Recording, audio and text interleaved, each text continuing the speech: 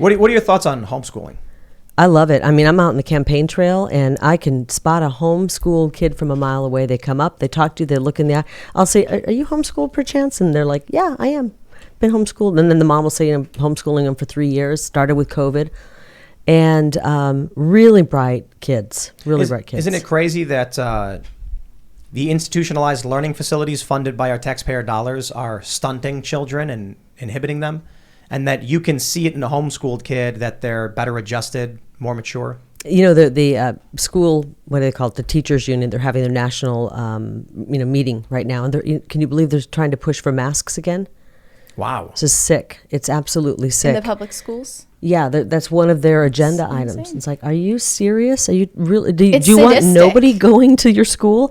We just passed the biggest school choice bill into law in this last session, in the last couple weeks, that the money follows the student. Arizona is the leader in this now. So if you've got, Ian has a son or daughter, and you don't like what they're teaching in the school up the road, you say, you know what, we're taking the money, our tax money, we're going to this school. And it's huge. So this is the craziest thing. I'm a huge fan of school choice. Because we saw the Supreme Court ruling up in Maine, for instance, where they said in certain areas of Maine, they don't have public schools. So the taxpayer is given essentially a voucher to choose where they want to go. Maine was like, okay, but you can't go to religious institutions. Supreme Court said you can't do that. That's meddling. That's, we got. But you could send them to an international school. Right. So now we see that the left freaks out. We see in Florida, I think Florida just did a school choice thing, or they're moving towards it. And I'm wondering, how are the Democrats going to try and spin school choice as a bad thing? And what they're saying is Republicans are going to enact school choice. Then once parents start leaving public schools, they're going to say, oh, look, nobody needs public schools. And they're going to shut them all down so that kids are dumb. It's the weirdest non-argument. The reality is there's no argument against school choice. It makes no sense. There's public schools. I agree. Parents get a choice in which public school they go to. If you poll people on this, it's overwhelming. Democrat, Independent, and Republicans want it. So you go, well, how come it's taken this long to get it? Because the Democrats are getting money from the teachers union. A lot of money is at stake here. This money does not belong to the public schools. The money we pour in for education belongs to the students. It's for the students. And for a long time, they've convinced people it belongs to the public schools. No, that money, we are taxed, and that money is set aside to educate our students. It doesn't mean it goes to the public school. There's nothing that says it goes to the public school. If Republicans and conservatives win on the school front, they win, period. It's over. Liberals are not having kids. Conservatives are even having less kids, but they have way more. So the only way in the next 10 to 20 years the conservatives lose is if they don't inspire young people. Mm-hmm. So people really need to think about this too, because so many people don't. 10 years ago, we've got Barack Obama's second term, right? And you were how old? You were like 11? Yeah. Not even voting. You just trying to make me feel old over here with her? Oh, well, we're old too. But my point is, you got to understand 10 years goes in the blink of an eye. Mm-hmm. I mean, I can't believe Occupy Wall Street was 11 years ago. It's 11 years. That's crazy. And the political issues that we were dealing with, that we were concerned about, Gen Z has no idea what any of that is. So you don't know anything about Occupy Wall Street, I'd imagine, right? I don't mean that in a disrespectful way. I mean, like, you were a little kid, you probably weren't paying attention. Yeah, I mean, after the fact, I've heard about it, sure, right. But at the time, no idea. So this is something that's come up on the show, and we had, I think it was Vosh, socialist. We've had him on the show. Hunter Avalon, too young. Hunter Avalon? Yeah. Well, it was Vosh as well. Oh, was it really? I think They're both of them. Ages. They're similar ages, and because they're in their 20s. And I said, I don't understand how people could vote for Joe Biden after everything we went through during the Obama era, and with during Occupy Wall Street. Obama was the bad guy. Obama was the bailout guy. Mm-hmm. I know you can blame George Bush for a lot of this stuff too, and you can go back to 2000. But Obama was Obama, the drone guy, and the response we get from him is, "Oh, I was in high school. I don't know any of that stuff." I never thought of that. You're right. They have no idea. So here's what happens. Conservatives have a bunch of kids. Elon Musk, he's cranking out the babies. That's the first thing, because those kids are going to retain some of the values of their parents. Some. Many of these parents are taking their kids and they're putting them into institutionalized learning facilities that hate you, that want to indoctrinate your kids. If the conservatives win on school choice, it's done. The left, their dogma, their cult will die with them as they age and they lose voting power. And the new generation, typically raised by conservatives, will retain conservative values. Give it 20 years, and we're going to see two generations step up into the voting age. And if the conservatives keep having their kids and protecting them from these institutionalized learning facilities, the United States, hands down, becomes a Christian conservative nation. Now, I'm not saying it's a good thing for those that aren't Christian conservative, but that's what will happen if Christian conservative parents instill their values in their kids. That's interesting. Do you know that since the Roe v. Wade news, the rate of vasectomies has like skyrocketed? And I'm sure every conservative is laughing and high-fiving their friends. Yeah. Because they're the anti-life side, sadly. I said this 10 years ago to people. I said it a few years ago.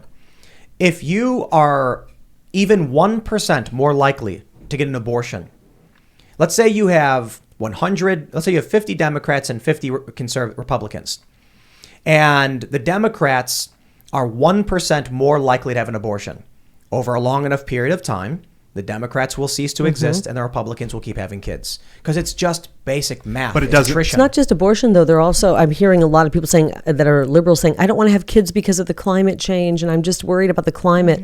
They have been brainwashed into thinking that it's a bad idea to have children. And it's one of the greatest gifts that I believe God gives you is when he makes you a parent. Well, they're also, some of these parents are sterilizing their kids. Oh, with the puberty blockers, transgender stuff. Puberty blockers, things like that.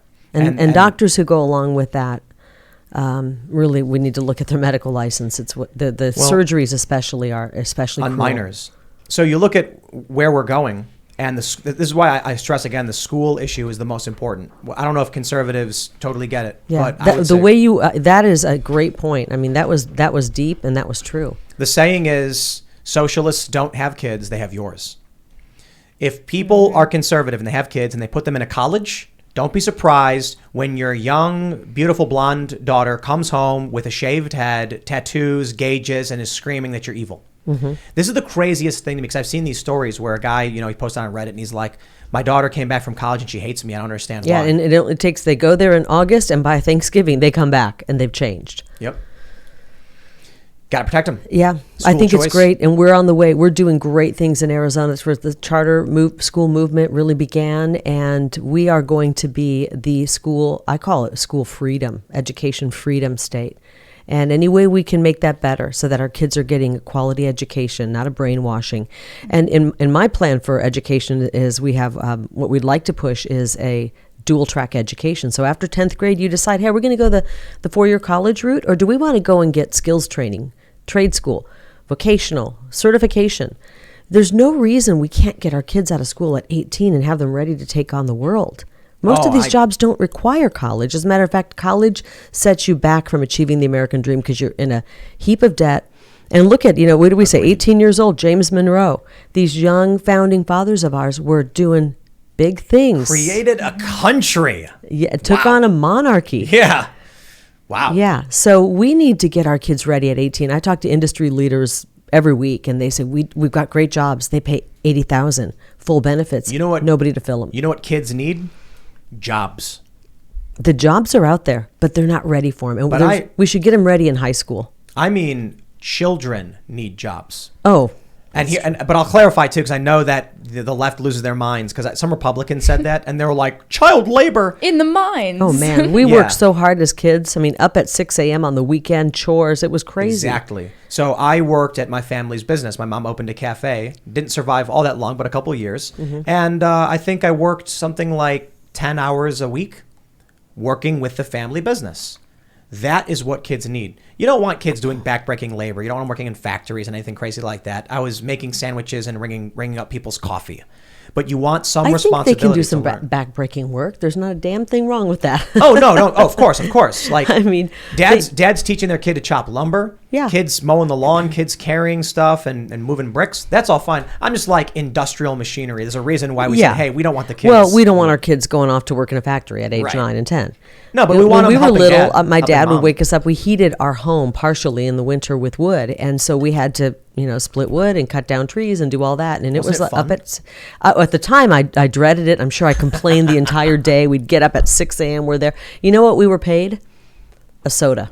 We'd go to the gas station after we were done, and we would, put, whatever it was at the time, 50 cents or whatever, into the, pop machine. And that was our pay for working from like 6 till 3 or 4 in the afternoon, cutting wood, cutting lumber, and then splitting wood and loading wood into the truck and then unloading the wood.